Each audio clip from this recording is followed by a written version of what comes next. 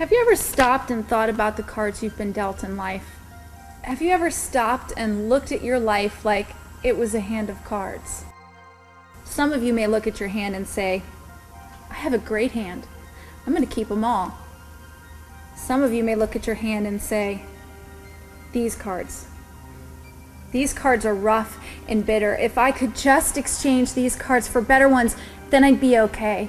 But you can't trade the cards you've been given in life. These are your cards, whether you like the way they feel or not. It's funny how in life we look at the uglier cards, the ones we don't necessarily want others to see, and we try and hide them behind the more significant, noble, prettier cards. You can't escape it. It's who we are. These cards are ours, no matter how we look at it. They're part of our makeup. You're all in. Let's stop and look at the cards. Where did they come from? Is it just life? Was it just a coincidence? Or was it God? Some of you may look at your cards and say, why would an all-loving, all-caring God give me these cards? They're the cards of pain. Cards that we don't like to talk about. Cards of depression, rejection. That word that still seems to linger on in our mind even after all these years. Divorce, abuse, even death. These are real cards, but there are good cards too. Think about that time you made your dad laugh when you were a kid. The first time you tied your shoe, your first A on a report card, your first kiss, your first job, the first time you stood up for yourself.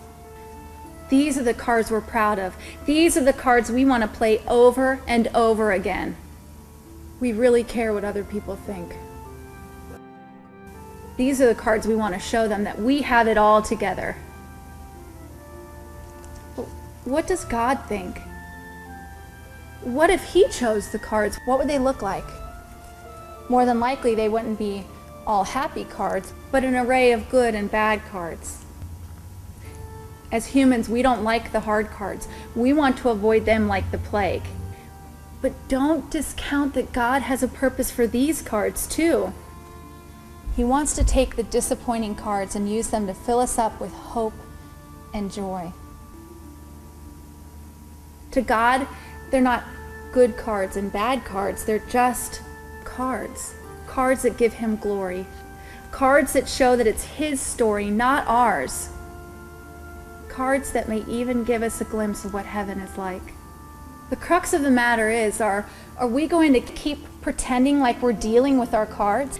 Hiding behind the more glamorous cards, or even cards that aren't ours. Cards that maybe belong to other people. Because it's comfortable. It's safe.